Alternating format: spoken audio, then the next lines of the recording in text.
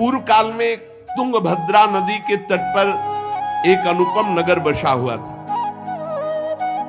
उसमें सभी वर्णों के लोग अपने अपने धर्माचरण करते, सत्य में तत्पर रहते थे।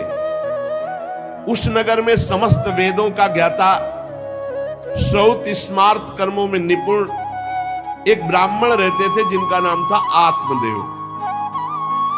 तेज तो ऐसा था मानो दूसरे सूर्य भगवान ही हो। ब्राह्मण तेजस्वी, वैदज्ञ, सत्कर्म अनुष्ठान करने वाला, और कभी उसके दरवाजे से कोई भिक्षुक वापस नहीं लौटा। इतना उदार हृदय वाला, देगा ही कुछ न कुछ। पर पूर्व प्रारब्ध के अनुसार उनकी जो पत्नी थी उनका नाम था धुंधुली। पति का नाम आत्मदेव और पत्नी का नाम धुंधुली था। सुंदरी थी, कुलीन थी, पर लड़ाकू स्वभाव था, अपनी बात पे अड़ जाना। अब वो बड़े ज्ञानी थे, वैदज्ञ, वेद के ज्ञाता, इसलिए वो शांत रहते थे। लड़ाई घर में नहीं होती, वो लड़ने वाली ही बात करती थी, पर वो शांत रहते थे। जब घर में नहीं होती तो पड़ोसी से जाके भिड़ना, जरा जरा से कारण में। क्रूर स्वभाव, बकवादी स्वभाव, गृह कार्य में निपुण लेकिन कंजूस और झगड़ालू, प्रारब्ध है। भोग विलास की कमी नहीं थी, खूब संपत्ति थी, घर बढ़िया सुंदर, परंतु सुख नहीं था। क्योंकि जब आत्मदेव घर में आते तो बस उपद्रव, लड़ाई झगड़ा, सब बड़ा नरक समझो। जिसकी घर में अशांति हो, झगड़ा होता, बड़ा नरक है। चैन से नमक रोटी खाए, प्यार से जीवे तो गृहस्थी धन्य। और खूब बढ़िया सब व्यवस्थाएं हैं, पर कलह, अशांति, मन नहीं मिल रहा एक दूसरे, ये बहुत धीरे धीरे अवस्था डल गई। कोई संतान ही नहीं हुई। बड़े बड़े पुण्य कर्म किए, खूब दान पुण्य किया, लेकिन संतान नहीं हुई। अब वो ब्राह्मण बड़े चिंतातुर हुए आत्मदेव की, जिसके संतान न हो तो फिर उसको पिंडदान कौन करेगा। गृहस्थी में विचार होता, कुल परंपरागत चलाने वाला तो कोई होना चाहिए। अब वो बड़े चिंतातुर हुए, हर उपाय करके हार गए थे। तो एक दिन उनके मन में आया कि एकांत जंगल में चलते हैं और अपने प्राणों को त्याग देते हैं। क्योंकि घर में जाओ तो कलह है, न कोई संतान है। अब क्या, सब कुछ करके देख लिया, बुढ़ापा आ रहा है, पुत्र तो हुआ नहीं, तो कम से कम पुत्र होता तो कुल परंपरा चलाने। अब क्या, वो ऐसी भावना में थे कि जीवन व्यर्थ है, जंगल को चल दिए। उधर एक सरोवर में प्यास बुझाने के लिए एक महान संत आ रहे थे। जब कोई धर्मात्मा पुरुष दुखी होता है तो भगवान अव्यक्त रूप से संतों से मिला देते हैं। वो सन्यासी महात्मा थे। ब्राह्मण देखा कि वो जब जल पी चुके तो जाके साष्टांग दंडवत किया, शास्त्रों का ज्ञान था, हाथ जोड़कर खड़े हो गए। तो कथम रोदसी विप्रत्वम काते चिंता बलियसी वदत्वम सब्बत सत्वरम मह्यम स्वस्य दुखस्य कारणम। ये लंबी लंबी सांसें खींच रहे हो, उदास खड़े हो, दुखी दिखाई दे रहे हो। देखने से तो लगता है कि तुम ब्राह्मण हो, क्योंकि तेजस्वी हो। क्या चिंता है तुम्हारी जो तुम जल्दी जल्दी श्वासें खींच रहे हो लंबी, और दुख प्रकट कर रहे हो। ब्राह्मण ने कहा, महाराज आखिरी उपाय आप है। वैसे तो मैं बताऊं, अपने जीवन से निराश हो चुका हूं। आपको देखा तो आशा बन गई। पूर्व जन्म का कौन सा प्रारब्ध मुझे पता नहीं, पर संतान योग नहीं। अब मेरे पितर गरम गरम आंसू चिंता जनित छोड़ रहे हैं, क्योंकि पिंडदान करने वाला हमारे कुल में कोई नहीं रहा, संतानें नहीं उत्पन्न हुई। बहुत दुखी हो गया हूं। सही बताऊं, मैं यहां प्राण त्यागने आया हूं जंगल में। मेरा मन मुझे धिक्कारता है कि तुम्हारा सब कुछ बेकार जब संतान नहीं। और यहां तक कि मैं जिस गाय को पालता हूं वो भी बछड़ा नहीं देती। वो भी बांझ हो जाती है। यहां तक कि जो पेड़ लगाता हूं उसमें भी फूल फल नहीं आते। कितना मैं दुर्भागी हूं, बड़ा भागा हूं। अब मैं अपने प्राण त्यागने आया हूं। फूट फूट कर रोने लगे। संत का हृदय बड़ा करुणा में होता है। संत चाहे तो नवीन प्रारब्ध तत्काल रच सकते हैं, क्योंकि भगवान के भजन में अपार सामर्थ्य है। उन्होंने अपनी दिव्य दृष्टि से देखा, कहा आत्मदेव ब्राह्मण, पुत्र का मोह तो छोड़ दो, आप विवेक का आश्रय लो, भजन करो। मैं तुम्हारी रेखा को देख रहा हूं, एक जन्म नहीं 7 जन्म तक कोई संतान है ही नहीं। देखो, संतान के पीछे मत पड़ो। राजा सगर, महाराज अंग, बड़े बड़े संतान में बहुत दुख भोगे हैं। अब तुम भजन करो, जंगल में निकल आए, भजन करो, संतान की आशा छोड़ो। ब्राह्मण ने कहा कि मुझे उपदेश नहीं, ये उपदेश नहीं, सब पढ़ा हूं, मुझे पुत्र चाहिए, पुत्र देव, नहीं मैं आपके सामने अभी प्राण त्यागता हूं, मुझे पुत्र चाहिए। ब्राह्मण का ऐसा आग्रह देख करके सन्यासी जी ने कहा कि देखो, विधाता के लेख को कोई मिटा नहीं सकता, चित्रकेतु का चरित्र पढ़ के देख लेना। दैव जिसके उद्योग को कुचल देता है वो सफल नहीं होता। तुम्हें पुत्र सुख नहीं है। उन्होंने कहा फिर हम कह रहे हैं बस अब पुत्र का आशीर्वाद दे ही दो, नहीं तो प्राण त्याग देंगे आपके सामने। सन्यासी जी ने देखा है तुम मानने ही वाले नहीं। उन्होंने योग बल से एक फल प्रकट किया, तपोबल से, और कहा लो, योग तो नहीं तुम्हारे पुत्र का, पर मैं एक फल देता हूं, अपनी पत्नी को खिला देना, इससे बड़ा ज्ञानी महात्मा पुत्र पैदा होगा। तुम्हारी स्त्री 1 साल तक सत्य, शौच, दया, दान, ब्रह्मचर्य का पालन करे, एक टाइम अन्न खाए, और ये फल पाने के बाद 1 वर्ष के बाद ऐसा महापुरुष प्रकट होगा जो तुम्हारा कल्याण भी कर देगा, तुम्हारे पितरों का भी उद्धार कर देगा। वो योगी राज सन्यासी फल दिए। अब तो आत्मदेव बड़े प्रसन्न हुए क्योंकि कामना पूर्ण हो गई। फल लेकर आए। धुंधुली उनकी पत्नी थी, जो लड़ाकू स्वभाव की, बड़ा क्रूर स्वभाव, दुष्ट स्वभाव, वैसे ही क्रूर स्वभाव था। आके कहा हो भाग्य, एक सन्यासी मिले, वो फल दिए, और उन्होंने नियम बताया है कि 1 साल तक सत्य बोलोगी, पवित्र रहोगी, दूसरों को दान करोगी, एक समय तुम अन्न खाओगी, और बहुत शुद्ध स्वभाव वाला महात्मा बालक पैदा होगा, ये फल खा लो। तो उन्होंने कहा कि फल तुरंत थोड़ी खाया जाता, नहा धो के बड़े पवित्रता से खाया जाता, लाओ और जाओ, आप निश्चिंत रहो। बोले अगर हमारे सामने पाल, तुम्हें विश्वास नहीं, ओ डरते भी थे, घर के बाहर हो गए। अब वो कुटिल स्वभाव की थी, क्रूर स्वभाव की। उन्होंने अपनी बहन को बुलाया और रो रो के कहने लगी कि बहन मुझे बड़ी चिंता हो गई, समस्या आ गई। क्या? बोले पंडित जी जो ये फल लाए हैं, फल से गर्भ रह जाएगा। पहले तो नियम बता गए हैं कि 1 साल तक झूठ नहीं बोलना, पवित्र रहना है, और दूसरों को दान देना, एक समय अन्न खाना है। अब हम तो बड़ी भयभीत हैं कि जब पेट में गर्भ बढ़ेगा तो भोजन कम हो जाएगा, पेट बढ़ेगा तो भोजन कम हो जाएगा। ये तो मैंने कर नहीं सकती, क्योंकि 3 बार तो हमको अच्छा भोजन चाहिए, पंडित जी का 1 बार खाना, ये तो हो नहीं सकता। अच्छा, गर्भ बढ़ा, पेट बढ़ा, खाया पिया जाएगा नहीं, बहुत परेशानी उसमें लगेगी। और कहीं दैववश से अगर डाकू आ गए तो भाग भी नहीं पाऊंगी।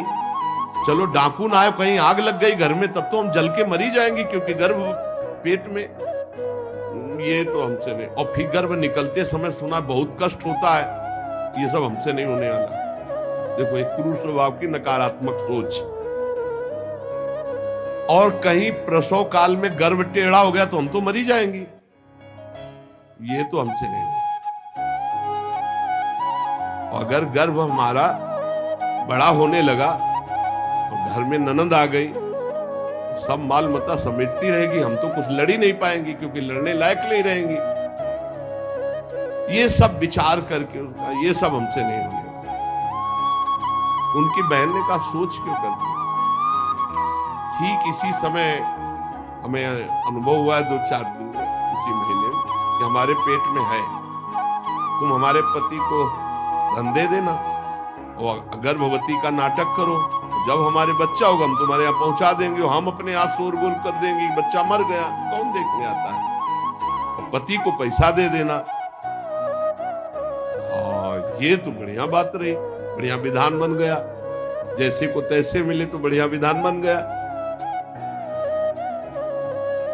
तू गर्भवती का नाटक कर आज से कि फल पा लिया और मैं गर्भवती हो गई, मैं अपने बालक को मरा घोषित कर दूंगी, और ये जो फल लाए हैं इसकी परीक्षा के लिए जो गऊ है उसको पवा दो। जैसा उनकी बहन ने कहा था वैसे धुंधुली ने सब कर दिया। देख लो, कहा था स्वामी जी ने तुम्हारे 7 जन्म बालक नहीं, तो देखो बुद्धि कैसी खराब हुई, गाय को। अब जब उसकी बहन के पुत्र हुआ तब तक वो कपड़ा वपड़ा पेट में लगा के नाटक करती रही होगी कि हमारे गर्भ है। फिर एकदम घोषणा कर दी जब वो पुत्र रातों रात पहुंच गया कि हमारे संतान हो गई। उसके पिता को अच्छा धन दे दिया, वो धुंधुली को ला करके बहन का बेटा दे दिया। आत्मदेव तो बहुत आनंद हो गए, जानी न जाए नारी गति। भाई उनको क्या पता कि घर में क्या रहस्य हुआ, वो तो बहुत सुखी हो गए कि संत भगवान के द्वारा दिए हुए फल से हमारे पुत्र हो गया। बड़ा आनंद, बड़ा उत्सव मनाया, बालक के जात कर्म संस्कार कराए, खूब दान पुण्य किया, मांगलिक कृत्य किए। धुंधुली ने अपने पति से कहा पता नहीं क्या कारण है, मेरे वक्षस्थल में दूध तो है नहीं, और अभी नया बालक है, बिना मां के दूध के जीवित नहीं रहेगा, तो हमारी बहन के बालक हुआ था पधार गया है, उसको बुला ले क्या? अरे उन्होंने कहा बिल्कुल बुलाओ, हम और पैसे देंगे, स्वागत करेंगे, हमारा बच्चा पुष्ट होना चाहिए। बहुत बुद्धि लगाते हैं क्रूर स्वभाव के लोग, कैसा एकदम फिट कर लिया विधान। अब उसको बुला लिया बालक का पालन पोषण करने के लिए पैसे के लिए, और वो असली मां तो वही है ही है। पुत्र की रक्षा के लिए जो जो कहा आत्मदेव ने वो सब स्वीकार कर लिया। 3 महीने इस बालक के व्यतीत होने के बाद, उन्होंने कहा था 1 साल बाद होगा, 3 महीने व्यतीत होने के बाद गौ के बच्चा हुआ मनुष्याकार, केवल कान गौ के, पूरा मनुष्याकार, सर्वांग सुंदर, दिव्य तेजों में स्वर्ण की सी कांति, क्योंकि वो योगी के तप का। ब्राह्मण देवता नाच पड़े कि भगवान जब दिए तो कितना आनंद, घर में भी बच्चा और गौ के भी बच्चा ही हुआ। खूब संस्कार करके मंगल दान, बड़े प्रसन्न है। सब लोग कहते हैं आत्मदेव का देखो कैसा भाग्य बदला कि घर में भी पुत्र हुआ, गौ के भी पुत्र हुआ, बछड़ा नहीं, केवल कान भर। कैसे आश्चर्य की बात, दिव्य बालक उत्पन्न हुआ। पर इस गुप्त रहस्य का किसी को पता नहीं। आत्मदेव ने देखा कि बालक पूरा मनुष्याकार, केवल कान गाय के, तो नाम रखा गोकर्ण। और धुंधुली ने किसी शास्त्रीय पद्धति से नहीं, अपनी पद्धति से, हमारा नाम धुंधुली तो हमारे लड़के का नाम होगा धुंधकारी, उसका नाम रखा धुंधकारी। कुछ काल व्यतीत हुआ, दोनों जवान होने लगे। गोकर्ण में पूर्ण वैदिक सिद्धांत, धर्म पूर्वक, बड़े ज्ञानी महात्मा, और धुंधकारी पूर्ण दुष्ट। शौचाचार का तो नाम भी नहीं था पवित्रता का धुंधकारी में। खान पान पशुओं वाला, क्रोध नाक में चढ़ा, गंदी वस्तुओं से प्यार करने वाला, बहुत ही गंदा स्वभाव। चोरी बचपन से, द्वेष, पीट देना, लड़ाई करना, ये उसका चलते स्वभाव। दूसरों के खेती में आग लगा देना, घरों में आग लगा देना, गौशाला में आग लगा देना। जैसे किसी का बालक खेल रहा है, आसपास देखा कोई, उठाया कुएं में फेंक दिया। बड़ा दुष्ट स्वभाव। और बड़ा हुआ हिंसक स्वभाव, अस्त्र शस्त्र धारण करके। जैसे कोई अंधा जा रहा है तो आओ बाबा तुम्हें रास्ता बता दो, कुएं में जाके ढकेल देता है। बहुत ही गंदा स्वभाव, दुष्ट स्वभाव। अब वो शिकार करने लगा पशुओं का और मांस खाने लगा। जहां आत्मदेव कितनी पवित्रता से, वहां दुष्ट कितना। अब धीरे धीरे व्यभिचार करने लगा, वैश्याओं से संपर्क रखने लगा। संपत्ति थी ही, सारी संपत्ति वैश्याओं को। एक दिन पिता ने कहा आत्मदेव ने कि तुम्हारे आचरण इतने आसुरी प्रभाव के, हमें लगता है कि तुम हमारा सर्वनाश करने के लिए प्रकट, ये क्यों करते हो? तो खूब गिरा गिरा के मारा आत्मदेव को। सन्यासी की बात अब याद आई कि तुम्हारे भाग्य में पुत्र सुख नहीं है। खूब मारा आत्मदेव को। जब इतनी जोर से मार रहा था तो थोड़ी तो दया आई कि पति है, बचा ले। तो धुंधुली गई तो फिर धुंधुली की दम जम के पिटाई की। अब वो तो राक्षसी स्वभाव। और घर के जितने जेवर बर्तन सब उठा के बेच दिए, वैश्यागामी। अब जब सारी संपत्ति स्वाहा, खाने को भी नहीं, तो धुंधुली बैठ के रोती। रोना इससे तो अच्छा कि मैं बांझ रह जाती। दुष्टता की ना, पति ने जब तुम्हें एक दिव्य फल दिया था, खाना चाहिए था। मैं कहां जाऊं, कौन मेरा सहयोग करे? बड़ी विपत्ति, बड़ा दुख, न खाने को न पीने को। अतरे दिन पिटाई करता धुंधकारी, आत्मदेव की भी और धुंधुली की भी। पिता बैठ के रो रहे थे। मैं सन्यासी की बात मान जाता तो गोकर्ण जी आए और उन्होंने कहा पिताजी, आप जैसे विद्वान पुरुष को ऐसा शोक करना उचित नहीं। तुम शास्त्र के ज्ञाता हो, तुम्हें चाहिए कि संसार की असारता का तो थोड़ा विचार करना हो। ये दुख रूपी मोह में फंसकर आप एक अज्ञानी पुरुष की तरह रो रहे हो, पिट रहे हो। पिताजी, क्या शास्त्रों में नहीं पढ़ा पुत्र किसका, धन किसका, पत्नी किसकी, शरीर किसका? ये मोह के कारण अज्ञानी जन रात दिन दीपक की तरह जल रहे। पिताजी, न सुख इंद्र को है, न चक्रवर्ती राजा को है। सुख है तो एकांत में भगवान का भजन करने वाले को। ये देखो गोकर्ण, ये मुंचा ज्ञानम प्रजारूपम मोह तो नरके गति। ये नरक जाने वाली बात, पुत्र के मोह में फंस करके आप छोड़ो इसे, आपका शरीर नष्ट हो जाएगा। इसलिए मेरी प्रार्थना मानो, आज से निकलो घर से और वन में जाओ, भगवान का चिंतन करते हुए जीवन व्यतीत करो। गोकर्ण जी के वचन सुनकर आत्मदेव वन में जाने के लिए तैयार हो गए। उनका बेटा, आज तक तो कभी वन में तपस्या भजन किया नहीं, बड़ा शरीर से राग है, क्या करूं, कैसे भगवत प्राप्ति करूं? तो देहे स्थिमांसि रुधिरे भिमतिम त्यजत्वम जाया सुतादिषु सदा ममतां विमुंच पश्यानिशं जगदिदं क्षणभंगनिष्ठं वैराग्य राग रसिको भव भक्ति निष्ठा धर्मं भजस्व सततं त्यज लोक धर्मान् सेवस्व साधु पुरुषान् जहि काम तृष्णाम् अन्यस्य दोष गुण चिंतन मासु मुक्त्वा सेवा कथा रसमहो नितराम पिबत्वम। संत समागम कभी व्यर्थ नहीं हो। देखो, संत समागम का फल है गोकर्ण जी। गोकर्ण जी ने कहा, पिताजी, जिस शरीर को आप मैं मान रहे हो, आप मैं नहीं हो। ये शरीर हड्डी मांस रुधिर का पिंड है, इसे आप मैं मानना छोड़ दें। आपकी स्त्री, आपका पुत्र, ये कभी आप मत माने। ये आपके नहीं थे, न पहले और न बाद में, बीच में भास रहे कि आपके हैं। ये संसार रात दिन नाश को प्राप्त हो रहा है, क्षण भंगुर है। किसी भी कोई वस्तु में ममता मत करो, यहां कुछ स्थायी नहीं है, सब नष्ट होने वाला है। बस एकमात्र वैराग्य रस के रसिक होकर भगवान की भक्ति में लग जाओ। कैसे भक्ति करें? धर्मम भजस्व सततम, सदैव धर्म का भजन करो। कौन सा धर्म? बोले त्यज लोक धर्मान, लोक धर्म का त्याग करके भागवत धर्म का आश्रय लो।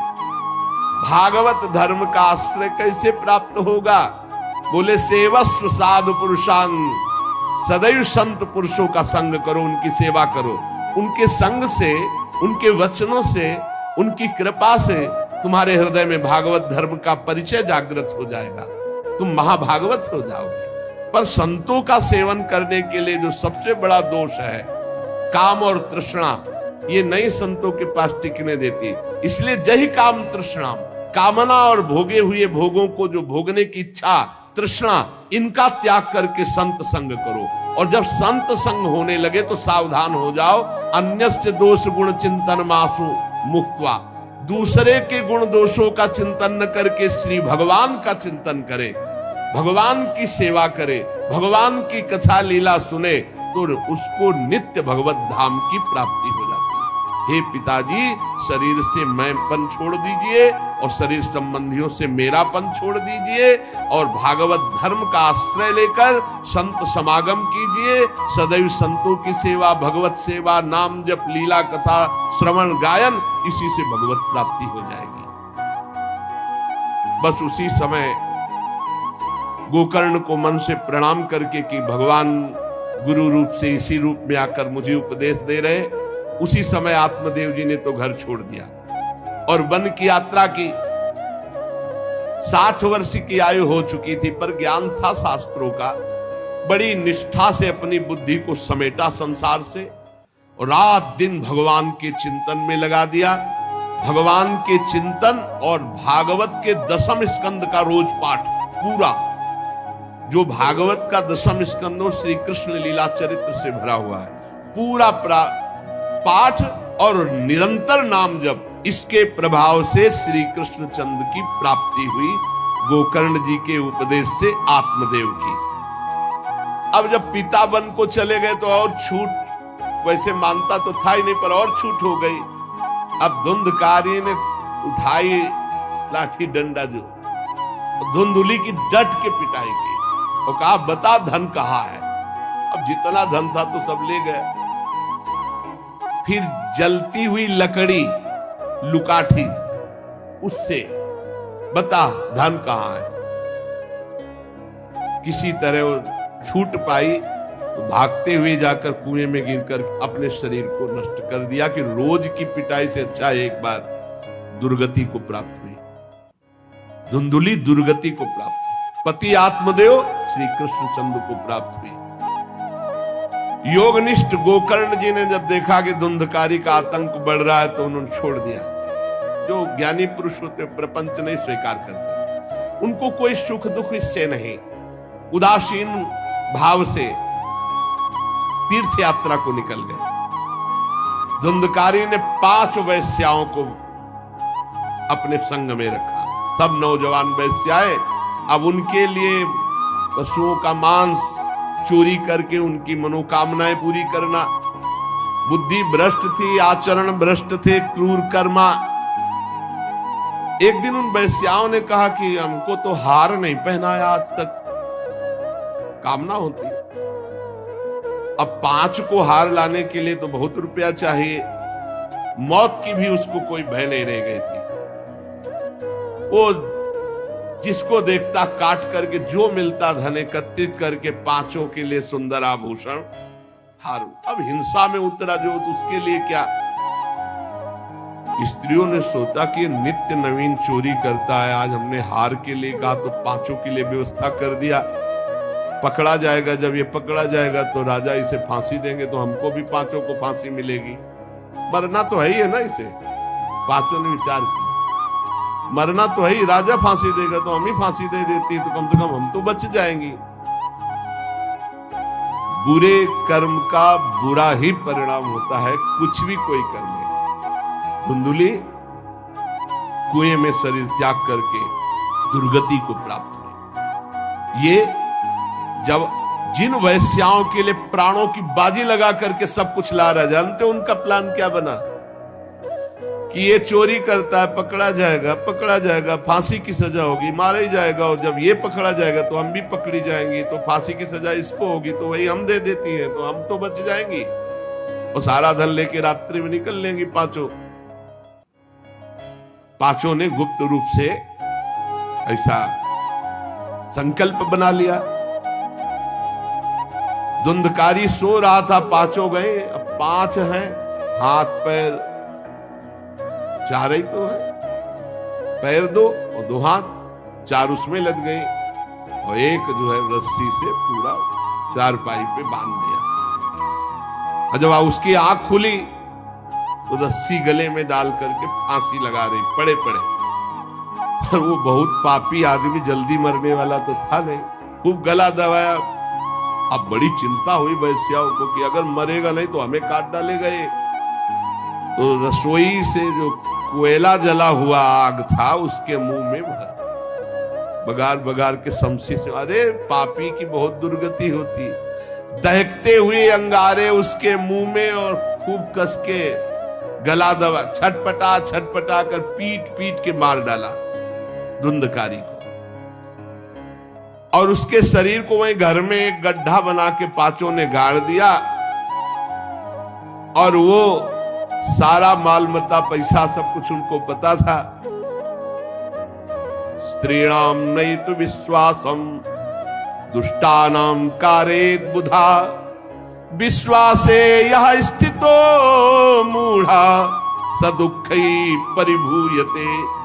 शास्त्र कहता है जो व्यभिचारिणी दुष्ट स्वभाव वाली, जो केवल अर्थ पर दृष्टि रख करके धर्म का त्याग करने वाली है, स्त्रीणाम नैतु विश्वासम दुष्टानाम कारेत बुधा, ऐसे दुष्ट आचरण, चाहे स्त्री चाहे पुरुष, ऐसे दुष्ट आचरण वाले को कभी विश्वास में नहीं, विश्वास पात्र नहीं बनाना चाहिए। और दूसरी बात करें, विश्वासे या स्थितो मूढ़ा सा दुखा परिभूयते, जो विश्वास करेगा अंत में मारा जाएगा, पर विश्वास पक्का हो जाएगा। क्यों? सुधामयम बचो, अमृतमय वचन, विश्वास होगा। सुधामयम बचो यासाम कामिनाम रसवर्धनम, हृदय में काम रसवर्धन, हृदयम क्षुरधाराभाम प्रियः को नाम योषिताम। बहुत सावधान, उन दुष्ट स्त्रियों ने बहुत तरह से मार मार करके धुंधकारी, मुंह में अंगारा, गले में रस्सी, मार डंडों से मार मार के मार डाला, बहुत बुरी तरह मारा धुंधकारी को। अब जब दिन में निकलना चाह तो लोग, आज धुंधकारी नहीं देखा, बोले प्रीतम किसी कार्य से बाहर गए और असर लगाकर पांचों माल मत्ता लेके भाग गए। बहुत सावधान। संहृत्य वित्तम तायाता कुलटा बहुभर्तिका, धुंधकारी बभूवात महान प्रेतः कुकर्मतः। जो कई पुरुषों से सहवास करती हैं या कई स्त्रियों से जो सहवास करता है, ऐसा अपवित्र हो जाता है कि उसके छूने मात्र से पुण्य नष्ट हो जाते हैं। फिर तो उनके संग से ही रह रहा था, उसे वैश्या उसे ही कहते हैं। उन वैश्याओं के संग से सारे सुकृत नष्ट हो चुके थे, महान पाप का स्वरूप हो गया था, और वो सब भाग चुकी थी। तो धुंधकारी को भयंकर प्रेत योनि की प्राप्ति हुई, प्रेत योनि, भयंकर प्रेत योनि। अब वो बवंडर रूप, जो चक्रवात जैसे बवंडर देखते हो ना, वो रूप धारण करके 10 दिशाओं में भटकता, और प्रेत को स्वयं से पानी पीने के लिए कोई सुविधा नहीं। ऐसा नहीं नदी के किनारे रह रहा तो पानी पी लेगा, वो किसी को पकड़ेगा तब उसके द्वारा जो उसको पानी पिलाया जाएगा वो उसको मिलेगा। ऐसे पानी नहीं पी सकता, ना कुछ खा सकता है, ना कहीं विश्राम कर सकता है। वो बस हा दई चिल्लाता हुआ, रोता हुआ भटकता है। प्रेत योनि बड़ी भयानक होती है।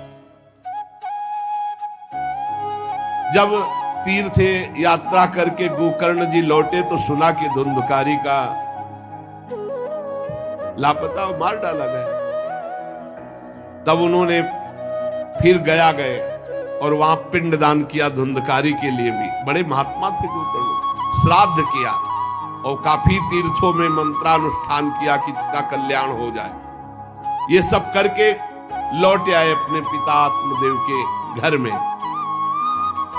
रात्रि में कोई देख ना पावे इसलिए सीधे अपने घर में गए और शयन किया। और वहीं गड़ा था धुंधकारी, प्रेत आत्मा बन के वो मड़रा रहा था। वही प्रेत आत्मा ऐसे को नहीं छूती जो भगवान का भजन करते। देखो अब जे धुंधकारी ने देखा कि गोकर्ण आए हैं तो उसको तसल्ली हुई कि महात्मा हमारा कल्याण कर देगा।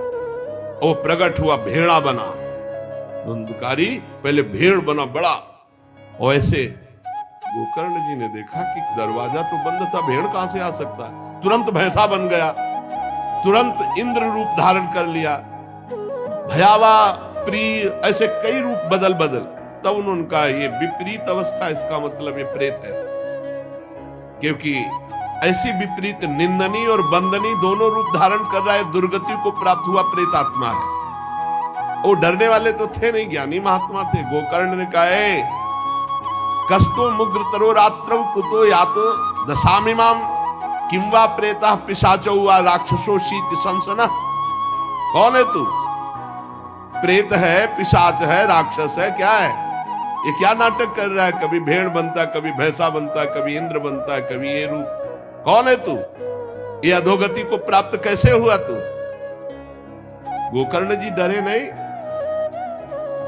अगर सच्चा महात्मा न हो तब तो भयभीत हो जाए। गोकर्ण जी सच्चे महात्मा है। अब वो चिल्ला चिल्ला के केवल रो रहा, एक शब्द भी नहीं बोल पा रहा। तो गोकर्ण जी समझ गए अधिक पाप होने के कारण ये बोल नहीं सकता। तब अंजलि में जल लिया और कई मंत्रों का जाप किया और फिर उसके ऊपर फेंका। जे भी फेंका तब बोल पाया, भैया मैं आपका भाई धुंधकारी हूं, बचा लो, मेरी भारी दुर्गति हो गई। मैं तुम्हारा भाई हूं, मैं धुंधकारी हूं। अब मुझे बहुत कष्ट हो रहा, पश्चाताप हो रहा, मैंने सब कुछ नष्ट कर दिया। धर्म भ्रष्ट पापाचारी, अब मेरी बड़ी दुर्गति है। उन उल्टा वैश्याओं ने मुझे तड़पा तड़पा करके मारा है। मैं कुछ कर नहीं सकता इस समय। ऐसा थोड़ी कि प्रेत है जिसको चाहे पटक दे, ऐसा नहीं है। ऐसा विधान नहीं, पहले वैश्याओं को मारता जाके।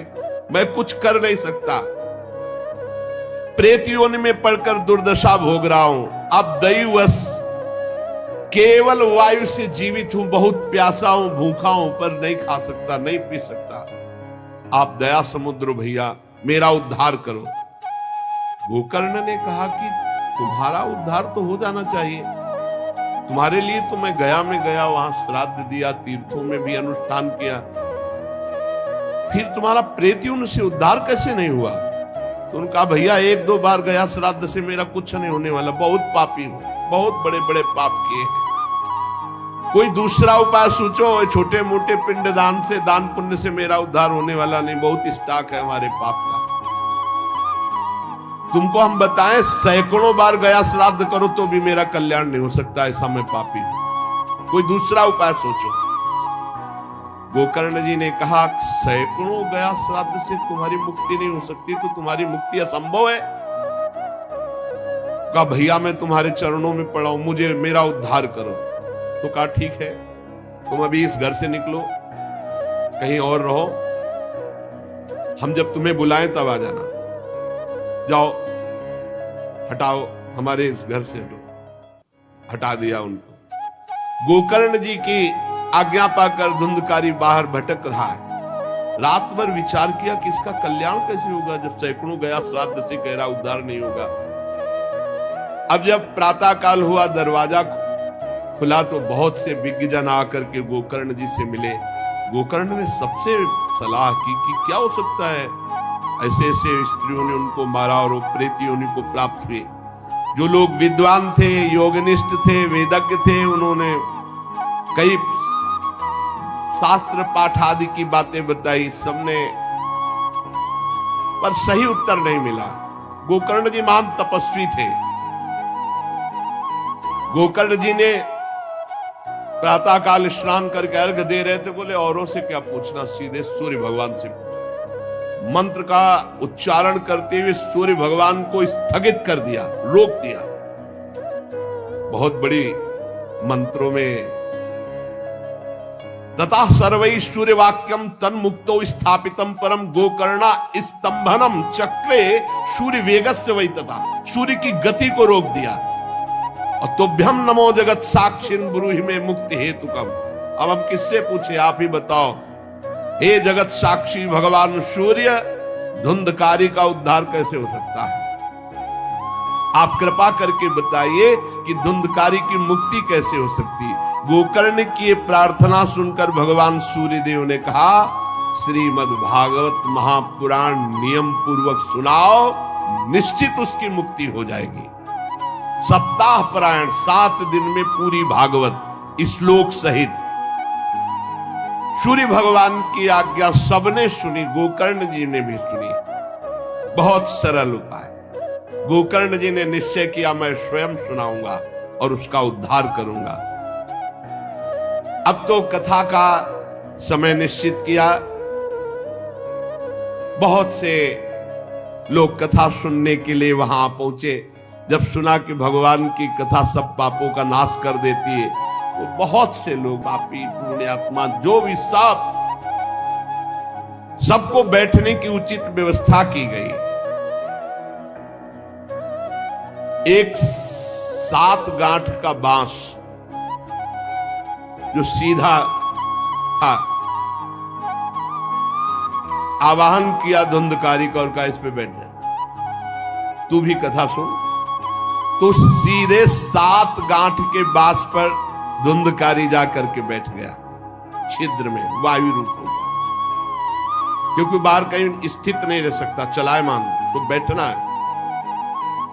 गोकर्ण जी ने एक वैष्णव को मुख्य श्रोता बनाया और प्रथम स्कंद से स्पष्ट स्वर में कथा सुनानी प्रारंभ की, श्लोक और अर्थ। सायंकाल को विश्राम दिया तो एक बड़ी विचित्र बात हुई। सभासदों के देखते देखते एक बांस में तड़ तड़ की आवाज हुई, एक गांठ फट गई। दूसरे दिन कथा हुई, दूसरी गांठ, तीसरे दिन तीसरी गांठ। 7 दिनों में 7 गांठें फाड़ करके धुंधकारी परम पवित्र दिव्य रूप, भगवत पार्षद रूप धारण करके प्रकट हो गया। धुंधकारी का श्याम वर्ण पीतांबर धारण के, तुलसी की माला, सिर पर मनोहर मुकुट, कानों में कमनी कुंडल, सामने आकर गोकर्ण को प्रणाम किया और कहा, भाई अब मैं भगवत पार्षद बन गया, प्रेत योनि से मुक्त। 7 दिन में भयंकर पापात्मा धुंधकारी श्री भगवान की चर्चा सुनने के कारण भगवत स्वरूप हो गया। ओहो, कितना प्रेत पीड़ा मैं सह रहा था, एकमात्र श्री कृष्णचंद्र की लीला कथा सुनने मात्र से मैं भगवत स्वरूप हो गया हूं। भैया, मैं कैसे आपका उपकार करूं? मैं निंदनीय से निंदनीय पाप कर्म करने वाला कैसा उज्जवल स्वरूप प्राप्त कर लिया। भला मोह पूर्वक लालन पालन करने वाले शरीर को जो हष्ट पुष्ट करते हैं, उन्होंने भगवान का नाम जप नहीं किया, चर्चा नहीं सुनी, तो जीवन किस काम का? इसके पोषण के लिए पाप कर्म कर रहे हो और वृद्धावस्था आने वाली परिणाम में दुख, रोगों का दुख, भोगों की कामना का दुख, क्या क्या दुख, इसकी क्या गति होगी? गाड़ दिया जाएगा या जला दिया जाएगा। ऐसे मनुष्य शरीर को प्राप्त करके भगवत प्राप्ति नहीं की तो जीवन व्यर्थ चला गया। अरे जो अन्न प्रातः काल पकाया जाता है, दूसरे दिन सड़ जाता है, उसी अन्न से इस शरीर का पोषण होता है, 6 घंटे में मल बना के निकाल देता है। ये शरीर कहीं अविनाशी है क्या? नाशवान शरीर है।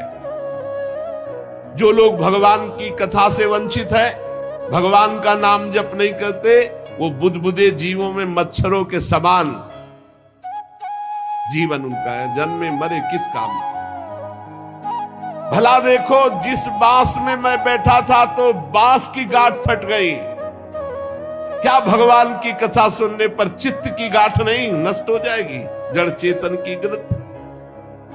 इसलिए धन्य है वो जो भगवान की कथा सुनने में अपना समय व्यतीत करते हैं। धुंधकारी ऐसी बातें कह रहा था, शब्द ने देखा जय घोष करते हुए नमो नमः, और एक दिव्य विमान आया। भगवान वैकुंठ नाथ के पार्षद, मंडलाकार तेजो में विमान, और सबके देखते देखते कहा धुंधकारी आओ, और वो दिव्य पार्षद रूप विमान पे चढ़ा। जब विमान पे चढ़ के जाने लगा तो गोकर्ण जी ने रोक दिया, रुको, ये क्या कथा तो शास्त्रों लोगों ने सुनी, तो आपको शास्त्रों विमान लाना चाहिए और सबको बैठाल कर ले जाना चाहिए, क्योंकि हमारे सुनाने में कोई भेद नहीं था और ये सुन भी सब ध्यान से रहे थे। तो भगवत पार्षदों ने कहा आपके सुनाने में कोई भेद नहीं था, पर सुनने में भेद हो गया है, श्रवण भेद हो गया। ये उपवास करके बिना कुछ खाए पिए रात दिन कथा का ही चिंतन करता रहा, मनन करता रहा, इसके कारण इनको भगवत पार्षद रूप मिला और जा रहे। और ये कथा सुना भर है, मनन नहीं किया, मनन विषयों का हुआ, इसलिए विमान पे नहीं।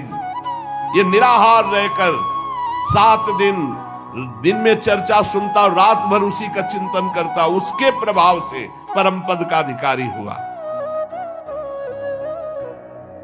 इसलिए जो मननहीन है,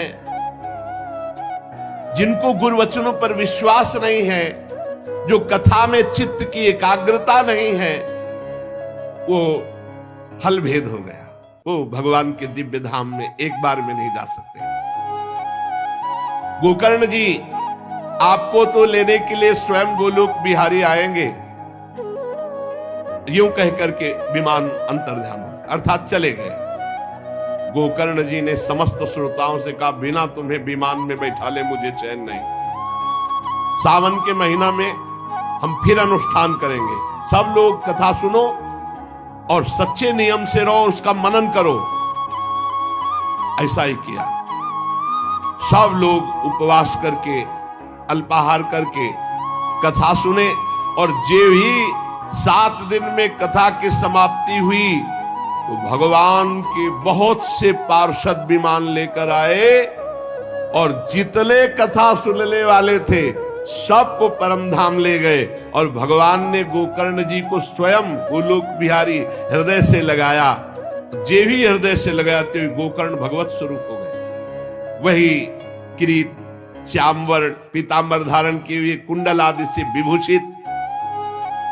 यहां तक कहते हैं कि उस कथा में सुनने में जो कुत्ते भी बैठे थे, वो भी गोकर्ण जी की दृष्टि पड़ने पर विमान पर बैठकर भगवत धाम को गए। भक्तवत्सल भगवान श्री कृष्ण इतने गोकर्ण जी पर प्रसन्न हुए कि तुमने सबको कथा सुनाकर मंगल अनुष्ठान। इसलिए गोकर्ण जी जिस जिसको चाहा, मालूम कथा सुनकर कुत्ता मनन तो नहीं कर सकता, लेकिन गोकर्ण जी ने मनन किया कि ये कुत्ता भी कथा में बैठा था, इसका भी भगवत उद्धार हो जाए। ये आप इसीलिए आसपास जो है जीव जंतु सब भगवत स्वरूप हो जाते हैं।